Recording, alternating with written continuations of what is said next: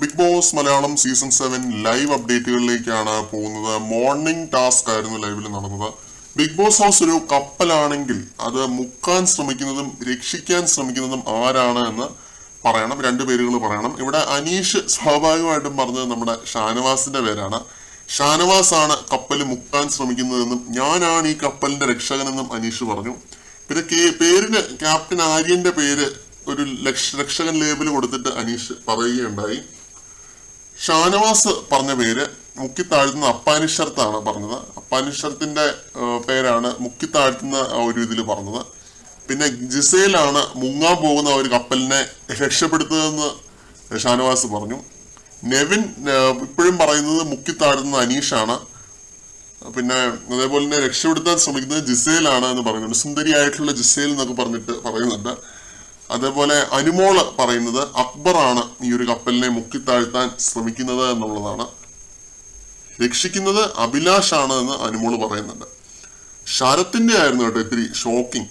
ശരത്ത് പറയുന്നത് മുക്കിത്താഴ്ത്തുന്നത് ഷാനവാസ് ആണ് എന്നാണ്. അതേപോലെ രക്ഷകനായിട്ടുള്ളത് ഈ ഒരു കപ്പലിന്റെ രക്ഷകൻ അനീഷാണ് എന്ന് പറയുന്നുണ്ട്.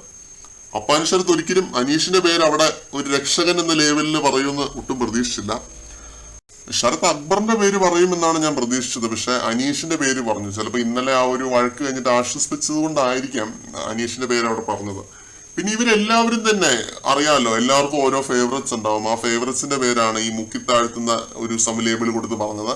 പിന്നെ രക്ഷകൻ എന്നുള്ള ലേബിൾ അവരുടെ ഫേവറേറ്റ്സ് ആയിട്ടുള്ള ആളുകളെ തന്നെയാണ് പറഞ്ഞത്. ആകെ ഒരു വ്യത്യാസം ഫീൽ ചെയ്തത് ശൈത്യയുടെ കേസിലാണ്. ശൈത്യ പറഞ്ഞത് ഈ ഒരു കപ്പലിനെ മുക്കിത്താഴ്ത്താൻ ശ്രമിക്കുന്നത് അനുമോളാണെന്നാണ്. അനുമോൾ ആ ഒരു ഇന്ന് രാവിലെ ഉണ്ടാക്കിയ പ്രശ്നത്തെയും എല്ലാം ശൈത്യ ചൂണ്ടിക്കാണിക്കുന്നുണ്ട്. അതേപോലെ തന്നെ കപ്പലെ രക്ഷിക്കാൻ ശ്രമിക്കുന്നത് ആര്യനാണെന്നും ശൈത്യ പറയുന്നുണ്ട്.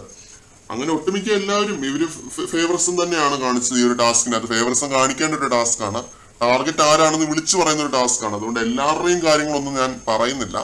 ഇമ്പോർട്ടന്റ് ആയിട്ടുള്ളത് ഈ ശൈത്യയുടെയും അപ്പാനിഷത്തിന്റെയും ആയിരുന്നു.